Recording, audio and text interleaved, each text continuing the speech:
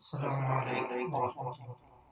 الحمد لله رب العالمين، والصلاة والسلام على أشرف المرسلين وعلى آله وصحبه وسلم. وما أرسلناك إلا رحمة للعالمين. ലോകത്തിന് മൊത്തവും കാരണമായിട്ടാണ് സയ്യിദുന മുഹമ്മദ് റസൂലുള്ളാഹി സ്വല്ലല്ലാഹു അലൈഹി വസല്ലം തങ്ങളെ അല്ലാഹു തആല ഈ ഭൂലോകത്തിലേക്ക് നിയോഗിച്ചിട്ടുണ്ട്.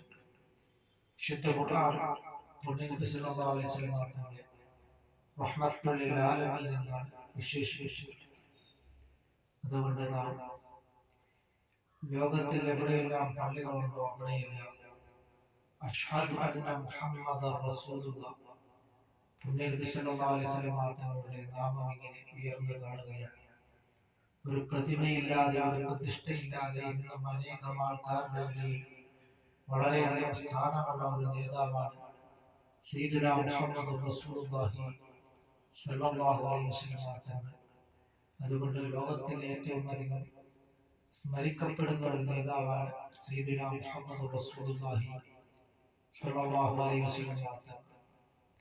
അതിനാൽ പുണ്യനബി സല്ലല്ലാഹു അലൈഹി വസല്ലം തങ്ങൾ നാം മഹബത്ത് വെക്കുവാനും സ്നേഹിക്കുവാനും നാം ശ്രമിക്കുക.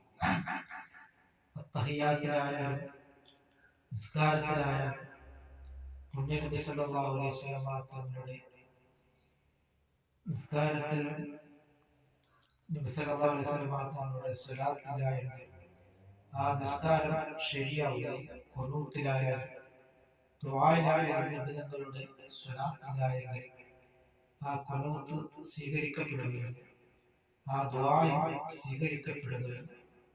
അതുകൊണ്ട് അല്ലാഹു തആല കഴിഞ്ഞാൽ നാം ഏറ്റവും അധികം സ്നേഹിക്കപ്പെടേണ്ടത് റഹ്മത്തുൽ ലിൽ ആലമീൻ നബി മുഹമ്മദ് മുസ്തഫ സല്ലല്ലാഹു അലൈഹി വസല്ലം തങ്ങളെയാണ്.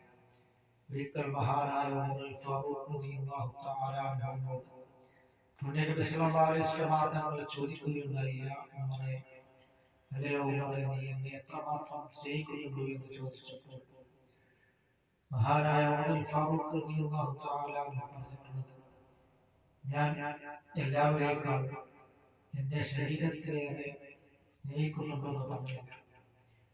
എന്നാൽ നബിതങ്ങളെ സ്നേഹിക്കുന്നുണ്ടോ എന്നാണ് ഉമർ ഫാറൂഖ് റളിയല്ലാഹു തആല അൻഹു പറഞ്ഞിട്ടുള്ളത്.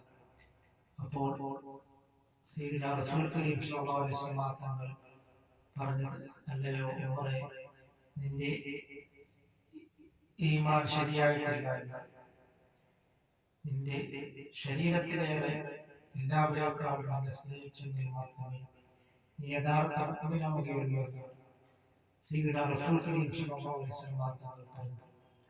അതുകൊണ്ട് നാം പുണ്യനബി സ്വല്ലല്ലാഹു അലൈഹി വസല്ലം തങ്ങളെ മഹബത്ത് വെക്കുന്നവരിൽ അല്ലാഹു തആല നമ്മളെ ഉൾപ്പെടുത്തുകയും ചെയ്യുമാറാകട്ടെ.